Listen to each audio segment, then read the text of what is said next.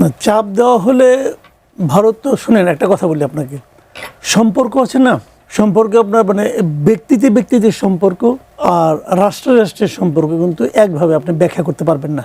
শেখ হাসিনাকে হয়তো অনেকেই অনেক ভালোবাসেন, তাহলে তাকে ওখানে আশ্রয় বা দিবেন কেন, ওখানে রাখবেনই বা কেন, তাই না? আর কোনো খরচ, খাওয়া দাওয়ার তো একটা খরচ আছে, তাই না? এই খরচটা বিনা পয়সা ওরা দিচ্ছে কেন?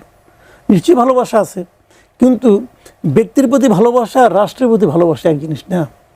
বাংলাদেশের সঙ্গে তাদের সম্পর্ক রাখা প্রয়োজন। ভারত তো প্রতিবেশী চেঞ্জ করতে পারবে না, আমরা যেরকম পারবো না তারাও পারবে না। তো তারা আমাদের সঙ্গে সম্পর্ক ভালো রাখতে চায় বলেই তো তাদের একটা মানে সম্পূর্ণ আপনার প্রথা ভেঙে একজন মন্ত্রী পর্যায়ের লোককে দেশের হাইকমিশনার হিসেবে পাঠিয়েছে।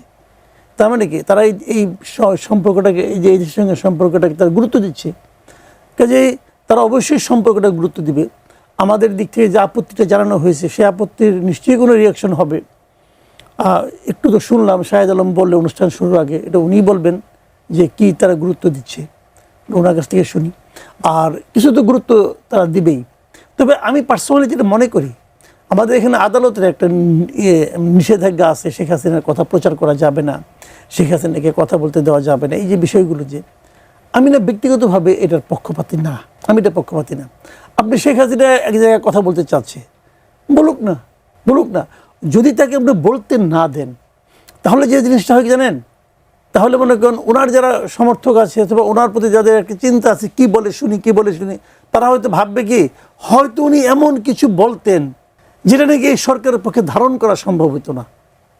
এরকম একটা কিন্তু প্রচারণা চলবে দেখে নেওয়ার পরে। কিন্তু কি উনি বলবেন যেটা এই সরকার ধারণ করতে পারবে না? কি হবে? কিছুই তো হবে না। আপনি বলবেন যে ওনার কথা প্রচার করা যাবে না। ভাই আজকাল কি কেউ প্রচারের জন্য ওয়েট করে নাকি? আপনি কোন পত্রিকার কি হেডলাইন হইলো, কোন টেলিভিশনের কি হেডলাইন হলো, অবশ্যই এগুলো তো নোট করে নাকি? সোশ্যাল মিডিয়ায় সব পেয়ে যায়, আমেরিকায় বসে করা যায়, ইন্ডিয়ায় বসে সব জায়গায় করা যায়।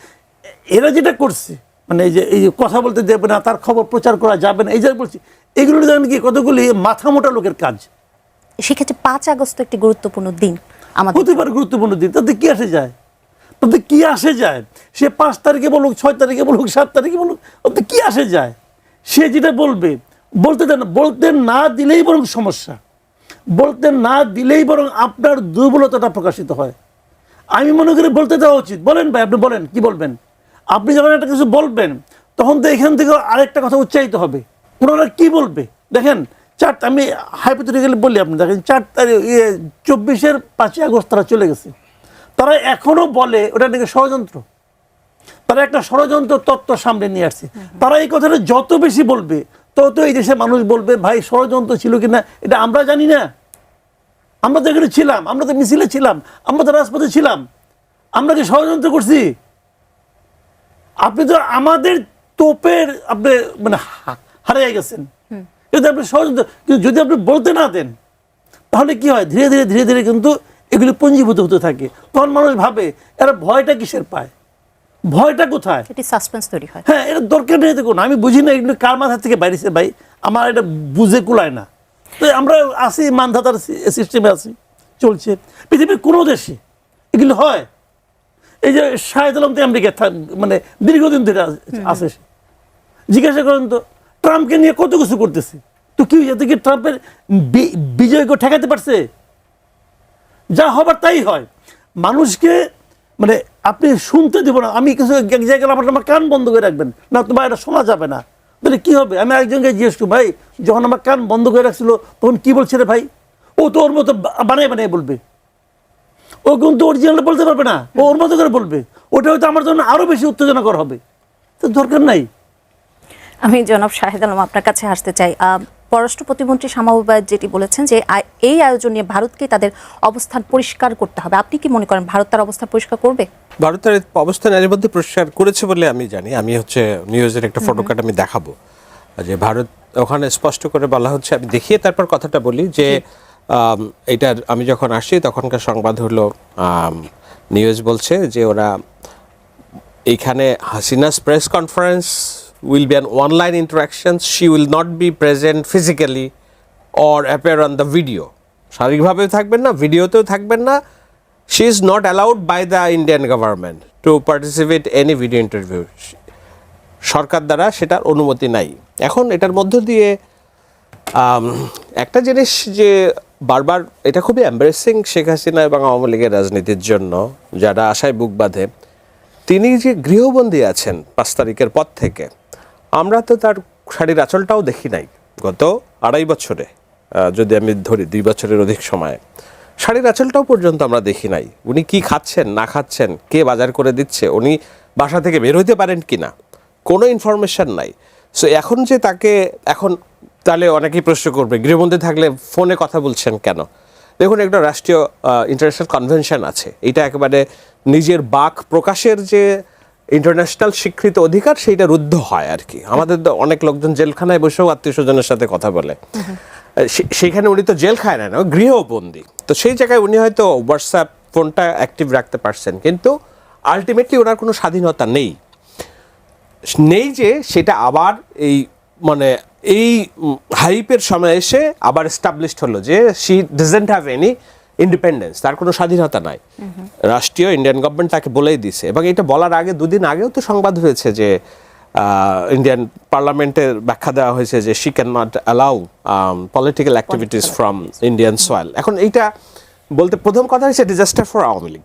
দ্বিতীয় কথা হলো যে ইজ ইট আপনার কূটনৈতিকভাবে কি এইটি ভারত বেকায়দায় আসে না বাংলাদেশ বেকায়দায় আছে, বাংলাদেশ চাপটা দিয়ে বেকায়দায় ফেললো কিনা? দেখুন, আমি যেটা বলার চেষ্টা করছি যে ভারতের উনি মাসুদ ভাই যেটা বললেন যে এখানে মন্ত্রী পদমর্যাদায় প্রথমবার একজন এনভয় দিয়েছেন, কারণ কি? তারা সম্পর্কটা উন্নয়ন করতে চায়। কেন উন্নয়ন করতে চায় এইখানে যে ভারত সফরের জন্য কিন্তু তারা আমন্ত্রণও জানিয়েছে। আমন্ত্রণ শুধু এটা আপনি যদি সহজ ভাষায়, শুদ্ধ ভাষায় এবং শালীন ভাষায় বলেন, তারা রীতিমতো পা ধরছে যে তোমরা আসো, তোমাদের প্রাইম মিনিস্টারকে তোমরা আসো এই দেশে একটু।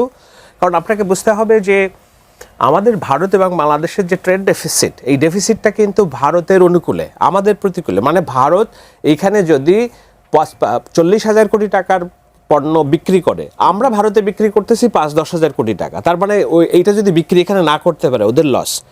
ওদের যে পেরিফেরিয়াল বর্ডার জুড়ে যেসব সিটি আছে, মেঘালয়, কুচবিহার, কলকাতা, আমাদের এখান থেকে লক্ষ লক্ষ মানুষ সেখানে যায়, ওদের হোটেল চলে, রেস্তোরাঁ চলে, সেগুলা যখন এখানে ভিসা উন্মুক্ত হয়েছে ওরা মিটিং করেছে যে না, উল্লাস করেছে যে না আমাদের বিজনেস হবে এবার। So they are dependent. আমাদের ইকোনমি ভারতের ইটস এ বিগ কান্ট্রি, আমাদের চারপাশে আছে, আমাদের লাগবে তাদের, কিন্তু এমন না যে আমরা এখনই তাদের সহযোগিতা ছাড়া মারা যাচ্ছি।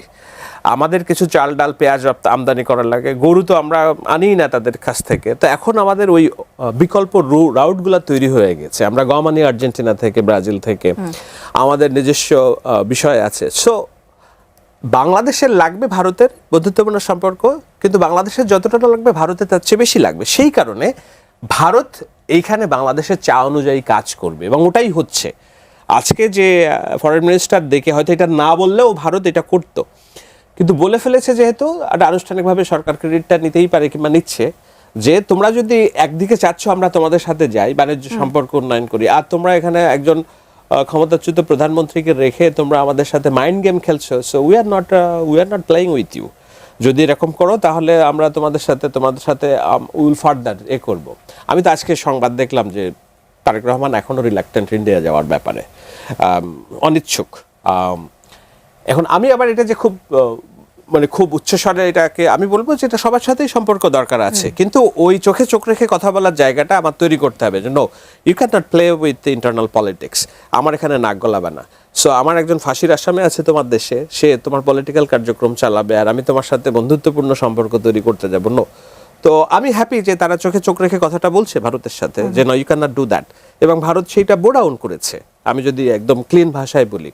সো র্যাপ আপ করছি বলে দুইটা জিনিস, একটা হলো বাংলাদেশের ফরেন মিনিস্ট্রির কিংবা অ্যাপ্রোচের, ভারতের প্রতি অ্যাপ্রোচের যে তার যে বোল্ডনেস এবং শক্ত ভাব, সেটা যেমন তারা শো করেছে, আওয়ামী লীগের এর মধ্য দিয়ে দ্বিতীয়বার তারা বেউজ্জিতি হয়েছে বলে আমি মনে করি। কারণ শেখ হাসিনা গৃহবন্দী, তার সামনে আসার কোনো ক্যাপাসিটি নাই, এবং এই দেশে আসতে গেলেও শেখ হাসিনা তো আর পোষণ করবে না ভারত শেখ হাসিনাকে। বর্ডার থেকে যে টুপ করে চলে আসলাম, রাষ্ট্রীয়ভাবে যখন প্লেন নিয়ে গিয়েছে, এই দেশে আসতে গেলে তাকে ওই রাষ্ট্রের প্লেনে আসতে হবে। প্লেন আসতে গেলে কি পাসপোর্ট লাগবে?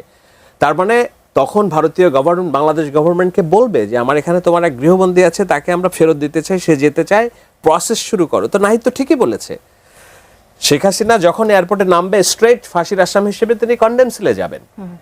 তো এরপরে কি মানুষ এখানে আওয়ামী লীগের মানুষরা বিপ্লব করবে শেখ হাসিনার জন্য? 5 তারিখে যত মানুষ রাস্তায় নেমে এসেছে তত মানুষ রাস্তায় নেমে আসবে শেখ হাসিনার মুক্তির জন্য? আই ডোন্ট থিঙ্ক সো যে ওই পরিবেশ নাই। সুতরাং তার যে পলিটিক্যাল ফিউচার, ফাঁসি ছাড়া তো বাংলাদেশের মাটিতে আমি অন্য কিছু দেখি না, একদম ক্লিয়ারলি দেখি না। একজন দর্শক আছেন ফোনে। জি দর্শক, আপনার নাম বলে আপনার প্রশ্নটি রাখুন। হ্যালো। আসসালামু আলাইকুম। ওয়ালাইকুম আসসালাম, জি বলুন। জি, আমি মোহাম্মদ দেলোয়ার হোসেন বলছিলাম পটুয়াখালী থেকে। আমি মাসুদ কামাল স্যারের কাছে আমার একটা প্রশ্ন। যে প্রশ্নটা হচ্ছে, জনগণ যে খুব সমস্যার ভিতরে আছে, এনজিও যদি দেশে না থাকতো তাহলে আসলে খুব সমস্যায় পড়তো সরকার। তো আসলে কি সরকার কি জনগণের সমস্যা উপলব্ধি করতে পারতেছে, না আসলে উপেক্ষিত করতেছে? একবার কাছে আমার একটা প্রশ্নটা হলো যে এনসিপি শুধু ফাল মারতেছে আর যা না তা ব্যবহার করতেছে। তো আসলে কি তারা ভাবতেছে বাংলাদেশে আসলে এখনো আওয়ামী লীগ আছে, বিএনপি আছে, এগুলো কি তারা উপলব্ধি করতে পারতেছে? জি ধন্যবাদ আপনার প্রশ্নের জন্য। এই প্রশ্নের উত্তর অবশ্যই আমি আপনার কাছে নেব জনাব মাসুদ কামাল, কিন্তু তার আগে যেই আমরা অবশ্যই আমাদের আজকের যে শিরোনামটা রেখেছি সেটি হলো যে অভিযোগের রাজনীতি, উপেক্ষিত জনতা, এই জনগণ যে বিভিন্ন সমস্যায় জর্জরিত সেই বিষয়টিতে আসবো। প্রথমে আসতে চাই অভিযোগের যে রাজনীতির কথা আমরা বলছি। সরকার ও বিরোধী দলের শীর্ষ নেতারা একে অপরকে ক্ষমতাচ্যুত স্বৈরাচার বা ফ্যাসিবাদের সাথে তুলনা করছে। আমরা গত কয়েকদিনের রাজনীতি যদি বিশ্লেষণ করি, মির্জা ফখরুল ইসলাম আলমগীর আজকে যেমন বলেছেন বিরোধী নেতাদের ভাষায় শেখ হাসিনার ছায়া দেখছেন, তেমনি ডাক্তার শফিকুর রহমান, নাহিদ ইসলাম বর্তমান সরকারের মাঝে ফ্যাসিবাদের ফটোকপি দেখছেন। তিনি বলছেন এই যে রাজনীতি কি আসলে সেই পুরনো কাদা ছোড়াছড়ি বা চরিত্র হননের যে বৃত্ত রয়েছে সেটির মধ্যেই ঘুরপাক খাচ্ছে? দেখেন এখানে মানে মূল যে বিষয়টা, বিরোধী দলের যে রাজনীতিটা, সরকারি দল তো তারা যা করছে, জনগণের জন্য যা করছে, যেভাবে দেশ চালাচ্ছে, তাদের তো এটাই রাজনীতি আসলে। আর বিরোধী দলের রাজনীতি হলো সরকারের সমালোচনা করা, যে এই কাজটা ঠিক হচ্ছে না, ওই কাজটা ঠিক হচ্ছে না, এগুলো। এটা খুবই স্বাভাবিক একটা ব্যাপার। কিন্তু আমার কাছে মাঝে মাঝে মনে হচ্ছে যে এনসিপি বিশেষ করে তাদের মধ্যে কিছু কিছু বাড়াবাড়ি, কিছু কিছু অশ্লীলতা, কিছু কিছু অশোভন আচরণ, অশোভন কথাবার্তা, এগুলো আমরা দেখি। আমাদের দেশের মানুষরা বেসিক্যালি গালাগালি পছন্দ করে না, এটা আমি যতটুকু বুঝি। তো ওনারা আবার ওইটাকেই তাদের একমাত্র রাজনৈতিক কৌশল হিসেবে নিয়েছে, ওইভাবে তারা ব্যবহার করছে। কিছু সুফল যে পাচ্ছে না তা না, কিছু ভোট তো তারা পেয়েছে দেখলাম, কাজেই তারা এখানে হয়তো সুফল পাওয়ার চেষ্টা করতেছে। মাঠটার খেলে তো মনে করেন আলোচনায় আসা যায়, পত্রিকায় রিপোর্ট হয়, তো বোঝা যায় যে এই দলটা আছে। যারা আসলে নতুন বন্দোবস্তের কথা বলেছে তারাই যদি এই ধরনের রাজনীতি করে, তো নতুন বন্দোবস্তটা কি? ওই গালাগালিটাই নতুন বন্দোবস্ত। আমাদের রাজনীতিতে এরকম অশ্লীল গালাগালি আগে ছিল না, এখন আছে। ওইটাই নতুন বন্দোবস্ত। আপনার নতুন বন্দোবস্তের অর্থ বুঝেন না, হাহাকার করেন।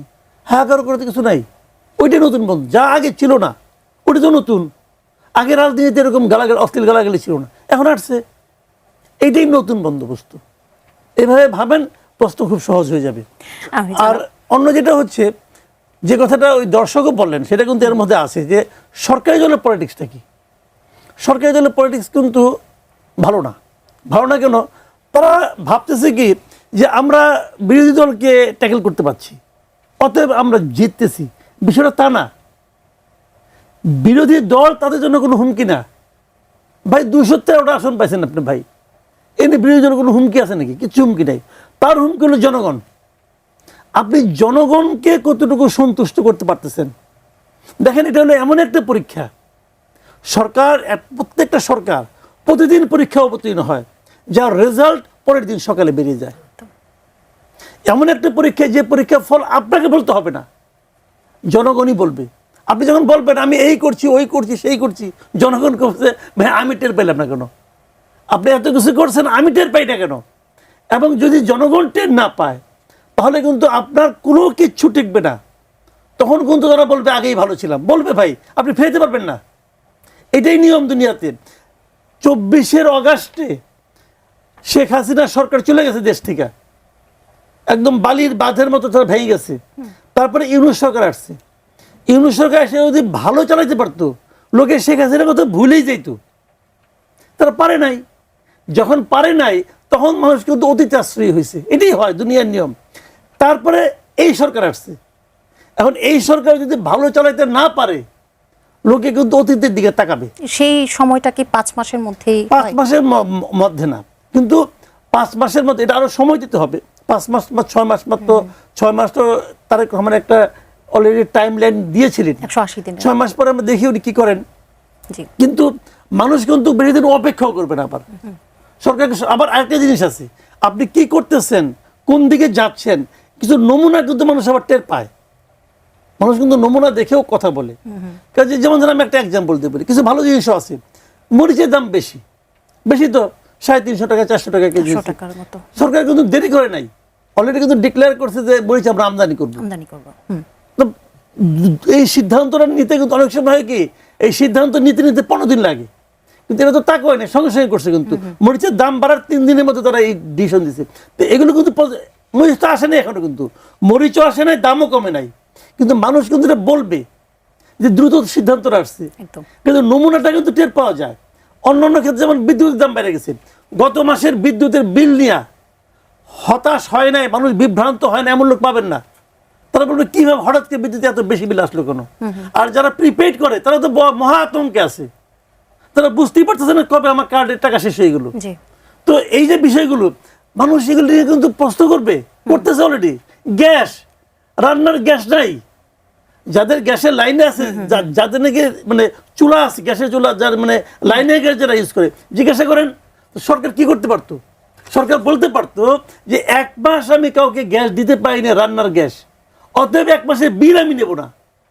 আপনি তো বিল নেবেন ঠিকই, আপনি ওয়েস্টার্ন কান্ট্রি হলে, ইউরোপিয়ান কান্ট্রি হলে মামলা করে দিত যে আপনি বিল নিতে পারবেন না। তো এটা যদি সরকার নিজের থেকেই বলে যে যাদের আমরা গ্যাস দিতে পাইনি 1 মাস, ওদের কাছে আমি বিল নেব না, আপনি পুরো বিল নেবেন, আপনি কোনো সার্ভিস দিবেন না, ইজ ইট এ গভর্নমেন্ট? এটা গভর্নমেন্ট না, এটাকে গভর্নমেন্ট বলে না, জি, এই এটাকে বিষয়ে- ধান্দাবাজি বলে। তো এই ধান্দাবাজি যদি সরকার না থামাইতে পারে তাহলে কেমন হবে?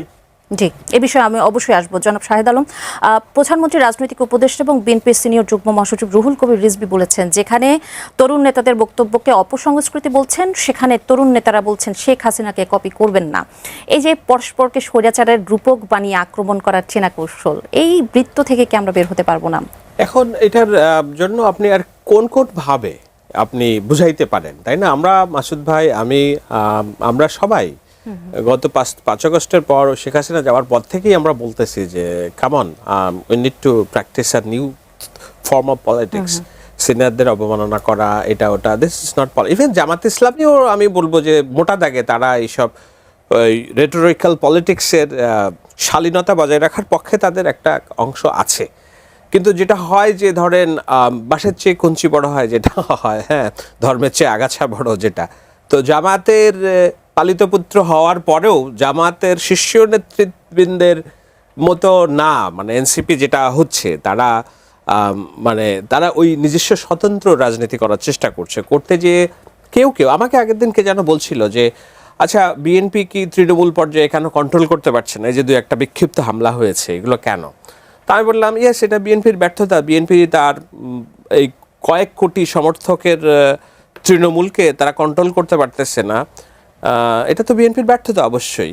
যেহেতু এনসিপি তার সেন্ট্রাল নেতাদেরকে কন্ট্রোল করতে পারছে না, তো এটাও তো ব্যর্থতা না, এটা তাদের সফলতা, তাই না? নাসিরুদ্দিন পাটোয়ারি তো সেন্ট্রাল লিডার, ও একটা শোকজ করলেই হয়ে যায় যে না, you have to stop with your bad buzz. যেহেতু সেন্ট্রাল লিডারকে তাদেরকে শোকজ করতে পারতেছে না, তা এটা এনসিপির ব্যর্থতা না। বিএনপি যেহেতু ওই ভুরুঙ্গামরির কৈখালী ইউনিয়নের 4 নম্বর ছাত্র দল নেতাকে কন্ট্রোল করতে পারতেছেন, এটা নিশ্চয়ই বিএনপির ব্যর্থতা, আমার স্বীকার করতে হবে।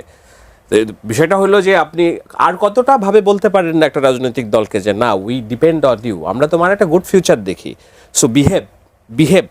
আপনার সংসারের বাচ্চা যদি অশ্রাব্য হয়, অশালীন হয়, আপনি তাকে প্রথম কয়েকদিন বলবেন, কথা বলবেন, ধমক দিবেন যে বিহেভ, আদারওয়াইজ আমি তোকে পানিশ করব। তো ওই বিহেভ বলার লোকটা তো নাই তাদের কেউ। সমস্যা এখানে গার্ডিয়ানশিপের অভাব। তারা ভাবছে হয়তো এটার মধ্যে দিয়ে ভালো কিছু হবে। এখন আমি এইটার বিপরীতে বিএনপি যারা আবার বলছে যে না, তাদেরকে জনগণ জবাব দিবে কিংবা এগুলাও উস্কানির পর্যায়ে পড়ে, এটা করা উচিত না। বরঞ্চ তারা এসবের মধ্য দিয়ে জনবিচ্ছিন্ন হচ্ছে এনসিপি, আমি মনে করি। কারণ ওই যে আমি মাসুদ ভাইয়ের সাথে একমত যে পিপল ডাজন্ট লাইক এই ব্যাড পলিটিক্স, ব্যাড মাউথিং, এগুলো পছন্দ করে না।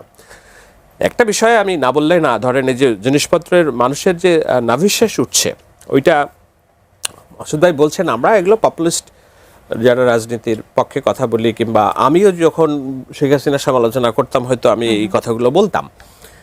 আপনাকে প্রেক্ষাপট বুঝতে হবে যে আমরা কোন সিচুয়েশনের মধ্যে দিয়ে যাচ্ছি। পৃথিবীর হেন কোনো দেশ নাই যে জ্বালানি সংকটের মধ্যে দিয়ে যাচ্ছে না, হেন কোনো দেশ নাই যাচ্ছে না। কারো ক্যাপাসিটি বেশি, কারোর ক্যাপাসিটি কম। আমি আমেরিকা থেকে আসছি, আমি বারবার বলছি আমি যেই গ্যাস 3 লিটারে 1 গ্যালন হয় আমি কিনতাম $2.17 দিয়ে, আমি গত 2 মাসে কোনো দিন $4.80 নিচে কিনতে পারিনি। একটা কথা বললাম গ্যাস। আমার গাড়ির ইন্স্যুরেন্স আমি দিতাম মাসে $150, গাড়ির ইন্স্যুরেন্স, নট লিজ ইন্স্যুরেন্স। আমি যে গাড়িটা চালাবো কাউকে মেরে দিলে যে ক্ষতি হবে, ওই ক্ষতিপূরণ তো ওখানে তো এমন না যে আমি মুখে মুখে তর্ক করবো, মারামারি করবো, এই তুই আমার ভাঙলি কেন পয়সা দেন। নো, পুলিশ আসবে, পুলিশ এসে এটা কেস লিখবে, কেস লিখে একটা অ্যাডজাস্টমেন্ট লিখবে যে এখানে এই পরিমাণ ক্ষতি হয়েছে, ওই ক্ষতির পরিমাণটা নিয়ে ইন্স্যুরেন্স কোম্পানিকে বিল করবে, যে ইন্স্যুরেন্সকে আমি প্রতি মাসে বিল দিচ্ছি, যে আমার সম্ভাব্য যদি আমি অ্যাক্সিডেন্ট করি তাহলে আমার পকেট থেকে আমি বিল দিব না, বিলটা দেবা তুমি কোম্পানি। সো ওই ইন্স্যুরেন্স 30% বেড়েছে গত 1.5 বছরে। আমি আগে $120 দিতাম একটা গাড়িতে, এখন দিচ্ছি $215-35। তো আমার উপরেও তো চাপ বেড়েছে। পৃথিবীর সবচেয়ে ক্ষমতাধর রাষ্ট্র হওয়ার পরও ডোনাল্ড ট্রাম্প তার পেট্রোল পাম্প মালিকদের বলতে পারছে না যে, বারবার বলছে তোমরা যদি দাম না কমাও আমরা কিন্তু ব্যবস্থা নিব, কিছুই লাভ হচ্ছে না। উনি ভেনেজুয়েলার রাষ্ট্রপ্রধানকে তুলে আনছেন, আমরা তো আর ভারতের রাষ্ট্রপ্রধানকে তুলে আনতে পারবো না, কাতারের রাষ্ট্রপ্রধানকে তুলে আনতে পারবো না যে আমাদের এলএনজি দিতে হবে, তাই না? কারণ হলো সোর্স এক জায়গায়, কয়েকটা জায়গায়, কিন্তু ক্রেতা অনেক বেশি। সেক্ষেত্রে আমার এই পণ্যের কাঁচামাল যেটা, সেটা আমি আনতে পারছি না কোথাও থেকে। কাতার যদি আমাকে এলএনজি না দেয়, আমি এখানে বিদ্যুৎ উৎপাদন করতে পারছি না। বিদ্যুৎ উৎপাদন আমার গ্যাসের উপরে নির্ভরশীল। সো ইট ইজ ইন্টারন্যাশনাল ক্রাইসিসের মধ্যে দিয়ে আমরা যাচ্ছি। তো সেইটা আমাদের মনে হয় যে আমি বলবো আমাদের যে গ্যাস সংকটটা তো অভ্যন্তরীণ ক্রাইসিসের কারণেও হচ্ছে। আছে, কারণ হলো যে যেহেতু আপনার এলএনজির নাই, আপনার অভ্যন্তরীণ যেই উৎপাদনটা ছিল ওই চাপটাও যে অভ্যন্তরীণ উৎপাদনে পড়ছে, আপনাকে ব্যালেন্স করতে হচ্ছে। একটা তো বাইরে থেকে এনে আপনি দিচ্ছিলেন। এই বিষয়ে আরো আলোচনা করব। আরেকজন দর্শক আছেন ফোনে। জি, দুঃখিত একটু থামালাম। জি দর্শক, আপনার নাম বলে আপনার প্রশ্নটি রাখুন। হ্যালো, আমার নাম, my name is Anwar Khan. I was a frontline freedom fighter, and I am speaking from Mahakali area. My left leg was bullet wounded by the brutal Pakistani army and Zamati al-Badr mass murderers. My older sister, who was then a student of MSc final year student, was gang raped by Zamati al-Badr mass murderers and Pakistan army. She then died by committing suicide. Now my question is, these people are all telling bald-faced lies. In July there was no July revolution. It was a terrorist assault. I have been a field level political observer since 1966 till today. I have been in the field level observer during the July and early August 2024. I saw Zamati mass murderers brought all those direful operatives from slum dwellers, street artisans, then vagabonds, and everywhere. They brought their different spots. They changed their dresses and other groups. They shot them to death. 98% brutal murders were committed by the Zamati mass murderers of 1971 and 2024. But they foxily shifted the responsibility on the shoulder of Bangladesh's most successful SPM of Sheikh Hasina. Okay. Thank you so much. We got understand you. your question. We got you, dear honorable freedom fighter. আমি আমার তরফ থেকে আনোয়ার খান, Mr. Anwar Khan. You know me or you doesn't know me, but I have deep respect and to you and whatever the contribution you have done for this soil. Definitely, for your contribution, now we can claim that is a citizen of an independent country. So, from my perspectives, we don't, এটা মুক্তিযুদ্ধে আপনাদের যে অবদান কোনোভাবে আমি খাটো করার পক্ষে কোনোদিন না। সো ওই জায়গা থেকে if you undermine our effort and our fight to bring back democracy, voting rights, and the 5th August mass uprising, that's even equally hurt us. আমাদেরকে এটা আঘাত করে। সো আপনার যে মত প্রকাশের স্বাধীনতা সেটাকে I respect you, but at the same time I don't buy your logic, I don't buy your argument. As a political supporter of Sheikh Hasina, you can support her. That's your ultimate freedom, but I don't buy your logic. Thank you for connecting us. I don't know, Masood bhai, if you want to say anything to him. আপনি কিছু যোগ করতে না, চান? কি বলবো আমি, উনি যেটা বলেছেন এটা ওনার ইমোশন, তাই না? জি। আপনি যা দেখেছেন সেটা আপনি দেখেছেন, কিন্তু আপনি যতটুকু দেখেছেন তার বাইরেও কিছু ঘটনা ছিল, সেগুলো অনেকে দেখেছে। কাজে সব দেখা মিলেই তো কি চিত্র হয়। আমিও দেখেছি কিছু, আমি তো তখন এই দেশেই ছিলাম। কাজে সবগুলো মিলিয়েই আপনি আপনার অপিনিয়ন বলেছেন। শাহেদ আলম তো স্পষ্টই বললো যে আপনার যে অনুভূতি সেটাকে আমরা শ্রদ্ধা করি, জি। কিন্তু আর যারা ছিল 24-এ যে অভ্যুত্থানটা, এটা আপনি যদি শ্রদ্ধা না করেন আপনার ব্যাপারে কোনো সমস্যা নেই, কিন্তু আমরা ভাই 24-কে অস্বীকার করি না, 24-কেও আমরা শ্রদ্ধা করি। জি। জাতীয় নাগরিক পার্টির আহ্বায়ক ও বিরোধী দলীয় চিফ হুইপ নাহিদ ইসলাম বলেছেন, অভ্যুত্থানের সময় রাজনৈতিক দলগুলো সবার আগে ক্যান্টনমেন্ট চলে গিয়েছিল এবং সেখানে গণতান্ত্রিক ক্ষমতার কেন্দ্র নির্ধারিত হয়েছে। এই বক্তব্যকে আপনি কিভাবে দেখছেন? মানে যে অন্তর্বর্তীকালীন সরকার আমরা পেয়েছি সেটাকে উনি ক্যান্টনমেন্ট থেকে আসছে এটা বলতে চাচ্ছেন, অনেকটা নাকি হয়তো ক্যান্টনমেন্টে অন্য একটা প্রস্তাব ছিল সেই প্রস্তাবটা হয় না সেটা বলতে চাচ্ছেন, আমি জানি না।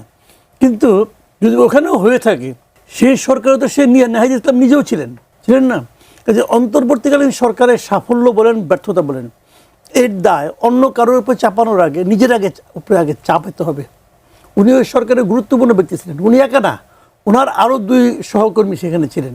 জি। কাজেই তারা একদম কম না, বয়স্ক লোক যারা ছিল তারা অনেক, আমি তো পরে শুনেছি বিষয়গুলো, ওখানকার মিটিংগুলোতে তো বয়স্ক লোকরা খুব একটা ভোকাল ছিল না, ওনারাই অনেক কিছু করতেন, গায়ের জোরে করতেন, চিল্লাচিল্লি করতেন, এগুলো করতেন তারা, এবং তারাই সব গভর্নমেন্টে চালিয়েছেন এবং উল্টাপাল্টা কাজ অনেক করছেন। কিন্তু দায়িত্বটা আসলে তাদেরকে নিতে হবে। এখন ভাগ্য যদি ক্যান্টনমেন্টে নির্ধারণ হয়ে থাকে, ক্যান্টনমেন্ট তখন তো গুরুত্বপূর্ণ ভূমিকা ছিল, অস্বীকার করতে পারেন না তো আপনি। এবং যে অভ্যুত্থান সফল হয়েছে তার পেছনে ক্যান্টনমেন্টের ভূমিকা ছিল না? ছিল তো। আর্মি যদি ওই সময় শেখ হাসিনার কথা না শুনতো, মানে তারা তো শুনে নাই, তারা যদি শুনতো তাহলে তো এই বিজয় হয়তো অন্যভাবে হইতো। কাজে না শুনে আর্মি তো সে প্রথম দিকে আর্মি কী করছে আলাপ বাদ দেন, কিন্তু শেষ দিকে এসে আর্মি শেখ হাসিনার সঙ্গে মানে তার কথা শুনে নাই বলেই আমরা এই বিজয়টা কিন্তু তাড়াতাড়ি মানে পাইছি। এটাকে অস্বীকার করার কোনো উপায় নাই। কাজে এই সমস্ত ধুনফুন বোঝায় তো লাভ নাই। বরঞ্চ আমি তো বলবো যে তাদের যে 6 জন, তারা তো এই হারুনের হোটেলে যায় তো তারা মুচুলেখা দিয়েছিল যে আন্দোলন থেকে আমরা নাম প্রত্যাহার করলাম। তখন যদি বেসরকারি বিশ্ববিদ্যালয়ে পোলাপান না দাঁড়াইতো তাহলে যে আন্দোলন এই পর্যন্ত আসতোই না। অথচ সেই বেসরকারি বিশ্ববিদ্যালয়ে কিন্তু কোনো মূল্যায়ন করা হয় নাই। ওনারা তো আসলে মানে দুধের সর খাওয়া, মানে দুধের মাসি তো ওনারা। ঢাকা ইউনিভার্সিটি দেখেন, পুরো ইউনিভার্সিটিগুলো, ঢাকা ইউনিভার্সিটির একটা স্টুডেন্ট এই আন্দোলনে মারা যায় নাই। আর যত উপদেষ্টা হয়েছে স্টুডেন্টদের মাঝখান থেকে সব ঢাকা ইউনিভার্সিটির। তো এগুলোতে ভাই এটা তো মানে পুরো আন্দোলনটাকে নষ্ট করে দিয়েছে ডক্টর ইউনূস এই কয়েকটা পোলাপানকে ক্যাবিনেটে নেওয়ার মাধ্যমে, পুরো আন্দোলনটাকে শেষ করে দিয়েছে। এবং এটা আমি ওই সময়ই বলছি, ওই আগস্ট মাসে আমি বলছি যে এটা হলো এই আন্দোলনকে শেষ করে দেওয়ার একটা পদ্ধতি। এবং ডক্টর ইউনূস ইন্টেনশনালি এটাই চেয়েছেন। উনি দেখবেন এই লোকটা হলো একটা হিপোক্রেট। ডক্টর ইউনূস সে সারাক্ষণ বলে যে ইয়াংদেরকে সামনে আনতে হবে বলে, কিন্তু সেই ইয়াংদের যে আন্দোলনটা, ইয়াংদের যে ফোর্সটা, এই ফোর্সটাকে এই একটা লোক শেষ করে দিয়েছে। এবং সে দেখবেন সবগুলি নিচে বুড়াদুরা, সে মানে বলে ইয়াংদের কথা নিয়ে কাছে নিয়ে মানে বুড়াদের নিয়ে বই থাকে। এই লোক হলো সেই লোক, একটা হিপোক্রেট। তো সে পুরো আন্দোলনটাকে শেষ করে দিয়েছে এই লোকটা, একটা মাত্র লোক। এবং এই আন্দোলনের সবচেয়ে বড় ব্লান্ডার হলো ডক্টর ইউনূসকে নিয়ে আসা, এবং এই কাজটা এরা করছে, এই ইয়াং পোলাপানটা করছে। জনাব শাহেদ আলম, সংরক্ষিত নারী আসনের এমপি মাহমুদা মিতু বলেছেন জুলাই ব্যবসা এবং হাদি ব্যবসা চালু রাখতে হবে। তারা যদি জিয়া ব্যবসা করতে পারে তাহলে জুলাই ব্যবসা করতে অসুবিধা কোথায়? জিয়া ব্যবসা মন্তব্য নিয়েও ব্যাপক বিতর্ক হচ্ছে।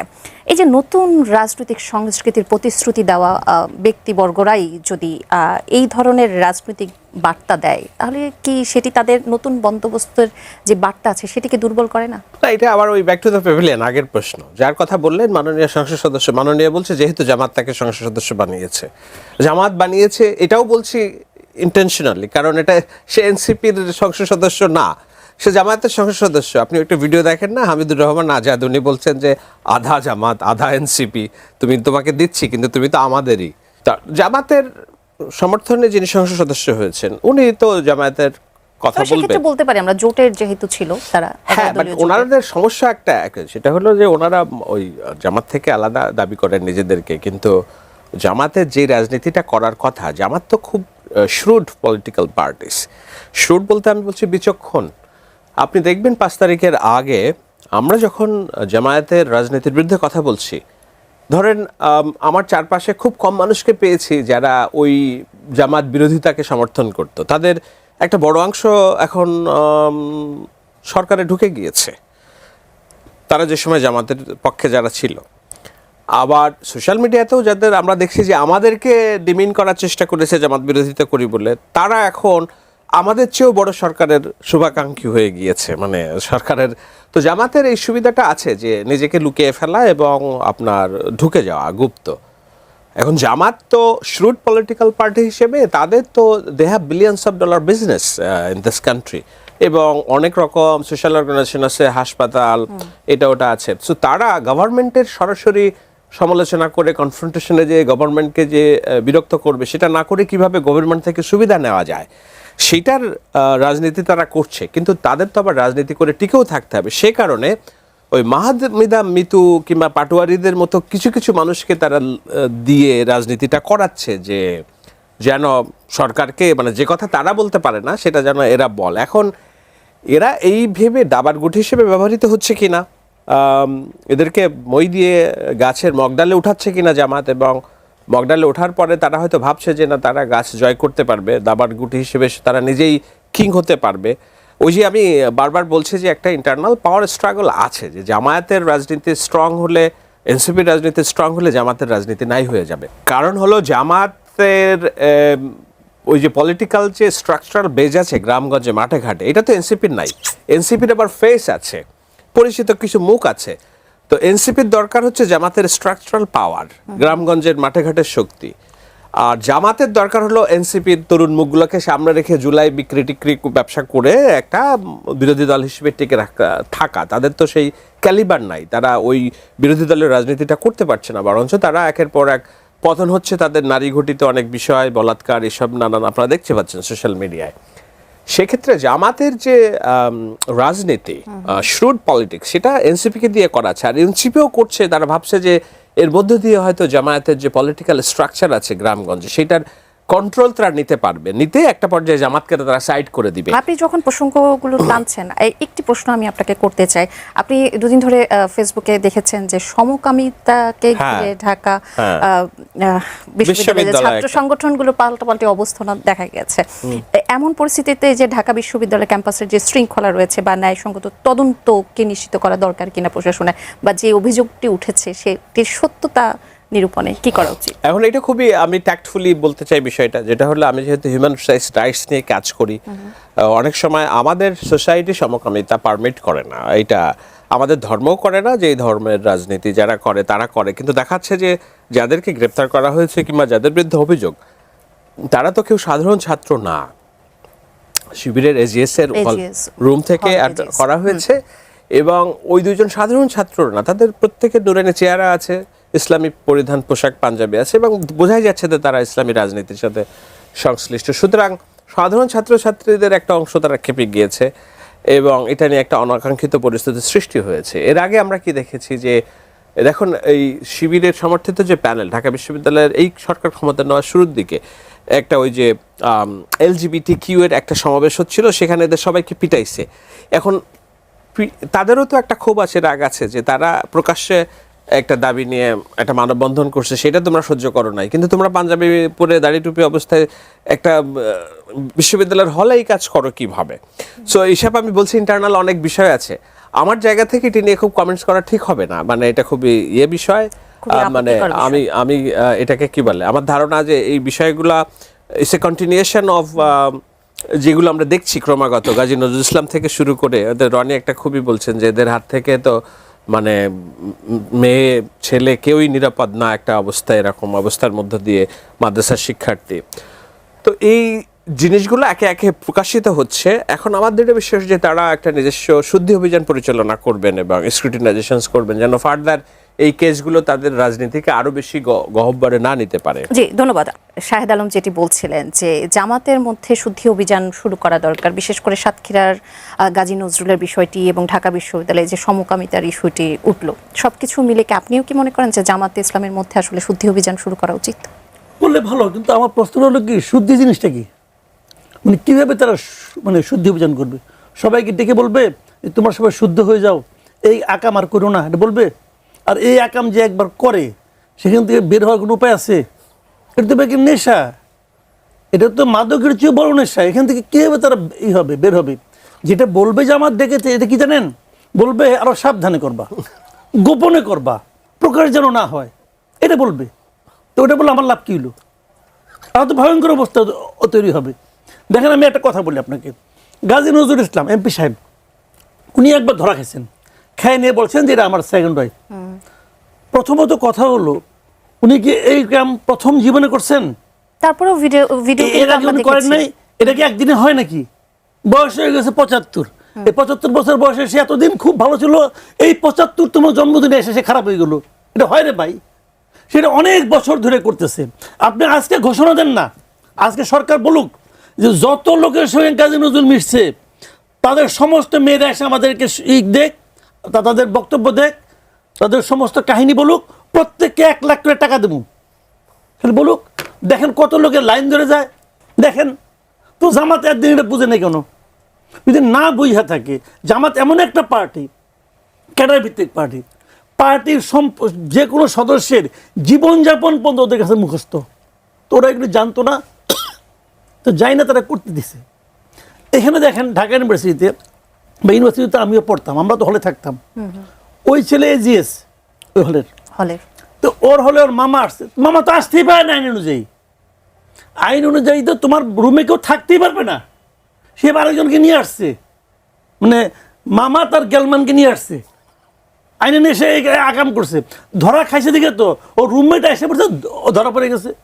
রুমমেট না আসলে তো সে পবিত্র লোক, বলা যায় না মামা তারা নিয়ে বলতে তুমি আমার মসজিদে ইমামতি করো, এটা হইতে পারতো যে তুমি আলেম আসছো ইমামতি করো। তো ভাই ধরা পড়ার পরে এরা সবাই বললে যে আগে বোরে ফোন করে, তুই মাঝখান থেকে কিছু মনে করো না, তারপরে কয় এটা আমার সেকেন্ড ওয়াইফ। একটা বিবৃতি দিতে ভাই হবে। বিয়ে কে এইভাবে? ইসলামে বিয়ে মানে ডিক্লারেশন, আপনাকে ডিক্লেয়ার করতে হবে আপনার বউটা। ধরা খাওয়ার পর আপনি স্বীকার করেন, স্বীকার করলে বিয়ে হয় না, ডিক্লেয়ার করলে বিয়ে হয়। তারা কেউ ডিক্লেয়ার করছে? তো এইগুলি কেমন করেন? এক পিস পুরা জামাতে সবাই পুত পবিত্র, এক পিস গাজী নজরুল ইসলাম খারাপ? বিষয়টা এরকম না। বিষয়টা হলো এই জিনিসটা এরা একটা সুযোগ নেয়। সুযোগটা কি? আপনি কিন্তু একজন লোক টুপি পরে আছে, পাঞ্জাবি পরে আছে, দাঁড়িয়ে আছে, তার সম্পর্কে কিন্তু হুট করে কিছু বলার সাহস পাবেন না। তারা এই সুযোগটা নেয়। যত বলৎকারের ঘটনা সব তো ধরা পড়ে মাদ্রাসায়, কোন স্কুলে ধরা পড়ছে, কোন স্কুলে ধরা পড়ছে, কলেজে ধরা পড়ছে, মাদ্রাসায় ধরা পড়ে। কি কারণে? কারণটা কি? এটা তো ধারাবাহিকভাবে অনেক দিন ধরে চলে আসতেছে। যে একবার বলৎকার হয়েছে সে পরবর্তী জীবনে এসে করে। এটাকে আজকের থেকে নাকি? তো এইগুলি এদের বিচারও আবার হয় না, কঠিন বিচারে, এবং এদের বিচার হওয়া উচিত শরিয়া আইনে। ওই যে এই পর্যন্ত মাটির মধ্যে গাইরা পাথর নিক্ষেপ করে এদের মারা উচিত। 2-1টারে মারেন, দেখবেন সব ঠিক হয়ে গেছে। জি জনাব শাহেদ আলম, কবি ও রাজনৈতিক বিশ্লেষক ফরহাদ মাজার অত্যন্ত বিস্ফোরক একটি মন্তব্য করেছেন, আপনি শুনেছেন নিশ্চয়ই, যে তিনি বলেছেন যতদিন জামায়াত ইসলামীর নাম নিয়ে রাজনীতি থাকবে ততদিন বাংলাদেশে আওয়ামী লীগও থাকবে। একই সাথে তিনি জামাতের নাম নিয়ে রাজনীতি করার ঘোর বিরোধিতাও করেছেন। আপনি রাজনৈতিক সমীকরণকে কিভাবে বিশ্লেষণ করছেন? না, ফরহাদ মাজার সাহেব মাঝে মাঝে কথা বলেন, ওনাকে আমার খুব বেশি ভ্রান্ত মনে হয় না, উদ্ভ্রান্ত মনে হয়, টু বি অনেস্ট। আমি ওনার কিছু লেখনের খুব ভক্ত, যেমন নির্মূলের রাজনীতি নামে খুবই ভালো একটা লেখা লিখেছিলেন 2013 সালে গণজাগরণ মঞ্চের ওই সময় যখন হত্যাযজ্ঞ চলছে, তো উনি গণহত্যা বন্ধ করেন শিরোনামে লেখা লিখেছেন। সেখান থেকে আমি তার লেখা পড়ি এবং তার লেখা খুব বেশি ভাইরাল হয় না, কিন্তু আমরা যারা বুদ্ধিবৃত্তিক আলোচনা করি সেই জায়গা থেকে ওনাকে ফলো করার চেষ্টা করি। কিন্তু 5 তারিখের পর থেকে ওনার ভিতরে যে উদ্ভ্রান্ত মতাদর্শ সেটা আমাকে ব্যথিত করে, এবং ওনার এক এক সময়ের যে এক এক থিওরি সেইটা কোনোভাবেই সাবস্ক্রাইব করার মতো না। যেমন এই যে বিপ্লবী সরকারের কনসেপ্ট, তারপরে উনি মনে করেন যে এটা আমেরিকার, আমাদের অভ্যর্থনের এখানে আমেরিকার একটা ভূমিকা আছে, এইসব বিষয়গুলো উদ্ভ্রান্ত যুক্তি মনে হয় ফরহাদ মাজারের। আমি অন রেকর্ডেই বলছি, উনি অনেক সিনিয়র মানুষ, তারপরও মানে আমরা বলছি এখন ওনার যে কথা সেটা হলো যে জামায়াতের রাজনীতি নিয়ে, জামায়াত ইসলাম তার নাম নিয়ে যতদিন রাজনীতি করবে আওয়ামী লীগ প্রাসঙ্গিক থাকবে। এটা আমি একেবারেই ফেলে দেওয়ার মতো কথা বলি না, আমি বলি এটা ঠিক যে জামায়াতের, আওয়ামী লীগের রাজনীতি বাংলাদেশে, জামায়াতের মানে আওয়ামী লীগের রাজনীতি প্রাসঙ্গিক করার পেছনেতে জামায়াতের সবচেয়ে বড় অবদান এই দেশে। 5 তারিখের পরে আপনাকে কেন আওয়ামী লীগের রাজনীতি কিছুটা হইলেও মানুষ তার, এই যে একজন ভদ্রলোক ফ্রিডম ফাইটার ফোন করবেন, কেননা ওনার যে কনসেপ্টের জায়গাগুলো সেই জায়গাগুলোতে নষ্ট করেছে জামাত ইসলাম, রাইট? আমার মুক্তিযুদ্ধকে আঘাত করা হয়েছে, 24কে 71 দিয়ে রিপ্লেস করার চেষ্টা করা হয়েছে, নারীদেরকে এখনো থাপ্পড় মারার চেষ্টা, দেখছেন তো শিবিরের একটা ছেলে আমি দেখলাম রাজশাহী ইউনিভার্সিটির, যেই ছাত্রলীগ যেই কাজ করতো মানে মানুষকে পিটানো হকি স্টিক দিয়ে, একই কাজ ওরা করছে। সো তার মানে কি, আপনি যখন এই শেখ হাসিনার শেখানো রাজনীতিগুলা শেখ হাসিনার সাথে গুপ্ত অবস্থায় থেকে প্র্যাকটিস করে আসছেন, এখন আপনি তো রাতারাতি ওই রাজনীতির বাইরে নিজেকে নিতে পারবেন না। সো শেখ হাসিনা এবং আওয়ামী লীগের রাজনীতিটাই করছে জামায়াত শিবির। এই কারণে জামায়াত শিবিরের রাজনীতি শেখ হাসিনার ওই চর্চাগুলো দিয়ে যত স্ট্রং হবে, আওয়ামী লীগের অবস্থানও তত প্রাসঙ্গিক থাকবে। সো আমি মনে করি, কিন্তু আপনাকে এটাও দেখতে হবে যে 5 তারিখের পরে এই সুযোগগুলো আমরা হারিয়েছি এই কারণে যে ওনার স্ত্রী ছিলেন সরকারে, সেই সময় তো জামায়াতের রাজনীতি নিষিদ্ধ করা কিংবা জামায়াত ইসলাম নিজ নামে রাজনীতি করতে পারবে না এমন তো কোনো বিষয় উনি সামনে আনেন নাই, প্রথম কথা। দ্বিতীয় কথা হচ্ছে যে জামায়াতকে আপনি আওয়ামী লীগকে নিষিদ্ধ করছেন গণহত্যার দায়ে, 24-এর দায়ে, কিন্তু গণহত্যার দায়ে সংগঠনকে বিচার করার যে বিধান সেটি আপনি সংস্কার কমিশনের সংস্কারের আলোচনাতেই আনেন নাই। সো আপনি জামায়াতের রাজনীতি নিষিদ্ধ করার কোনো পথও আপনি রাখেন নাই। সেই জায়গায় যে ব্যর্থতা, ওনার সেই ব্যর্থতা আছে, এরপরেও যদি উনি বলছেন এখন সেইটা আমরা পড়তেছি, জানতেছি, বুঝতেছি এবং ধারণা নিচ্ছি। জি জনাব মাসুদ কামাল, এই যে উপেক্ষিত জনতার কথা বলছি, একদম শেষ মুহূর্তে এই যে গ্যাস সংকট রয়েছে বা বিদ্যুতের বিল নিয়ে যে বিতর্ক রয়েছে বা লোডশেডিং এর মানুষ, আসলে কি জনতা উপেক্ষিত রয়ে যাচ্ছে কিনা আপনি কি মনে করেন? এটা হয়েছে কি জানেন, এটা পৃথিবীর সব সরকার এরকম হয় এরকম, জনগণ যদি তার ব্যথার কথাটা মানে ওইভাবে না বলে তাহলে সরকার মনে করে সব ভালোভাবেই চলছে। এখন যে বাস্তবতাটা, এই বাস্তবতা এখন কিন্তু জনগণ মাঠে নামবে না এই কারণে তারা তো একটা মাত্রই মাঠের থেকে উঠলো, আর এই সরকার মাত্র আসছে। এখন এই সুযোগটা যদি সরকার নেয় তাহলে এটা সরকারের কিন্তু লং রানে ক্ষতি হবে। সরকারের উচিত হবে এই সমস্ত ব্যাপারগুলোকে খুব সিরিয়াসলি নেওয়া, যে কেন এমন হচ্ছে। এই যে যেমন ওই যে শুনলাম যে আপনার বিদ্যুৎ প্রতিমন্ত্রী বলতেছে এই বিদ্যুতের বিল বাড়ানোর কথা বলতেছে এই টাকা দিয়ে ওই নাকি যে কার্ড যেগুলো করছে এগুলো করবে। তবে করেন, এটা বলার দরকারটা কি? যখন আপনি বলবেন তখন বিদ্যুতের বিল যখন বাড়তি দিবে তখন সে বলবে আচ্ছা আমার টাকা দিয়ে তুমি ওখানে মাতব্বরি করতেছো। তো সরকার কি নিজের বাইরে থেকে টাকা নিয়ে আসে নাকি? সে তো জনগণের টাকাই দেয়, কিন্তু এটা বলার দরকারটা কি? এগুলোর যেন কিছু আনারি লোক হয়ে গেছে, দায়িত্বে এসে পড়ছে, এবং আনারি লোকগুলো বোঝে না আসলে এরা রাজনীতি বোঝে কিনা আমার সন্দেহ আছে, জনগণকে কীভাবে হ্যান্ডেল করতে হবে সেটাও বুঝে কিনা আমার সন্দেহ আছে। তো এগুলি মানে ঠিক না, মানে আরও কেয়ারফুল হওয়া উচিত আমি মনে করি। একদম শেষ 30 সেকেন্ডে কিছু বলতে চান গ্যাস সংকট এবং এই যে সংকট? এইটা আমি যেটা বলতে চাই, আমি আজকে সোশ্যাল মিডিয়ার ফিডগুলো দেখছিলাম, আমি খুবই দেখছি যে বিএনপি ছাত্রদলের ছেলে মেয়েরাই নিজেরা পোস্ট দিচ্ছে। আমাকে একেবারে অন রেকর্ডেই আমি বলছি, আমাকে চিটাগাং থেকে ছাত্রদলের একটা ছেলে ফোন করেছে, করে বলছে ভাইয়া ঢাকার অবস্থা কি জানি না, বাট আমাদের অবস্থা খুব খারাপ, আমরা লোকজনের কাছে কথা বলতে আমাদের সমস্যা হচ্ছে, সরকারকে যদি কোনো অ্যাক্সেস থাকে একটু বলবেন যেন এটা সিরিয়াসলি একটু নেয়, এবং আমাদের রাজনীতি কঠিন হয়ে যাবে যদি এটাতে গুরুত্ব না দেয়। সো আমি এইখানে লুকানোর কিছু নাই যে মানুষ, পিপল আর ইন ট্রাবল।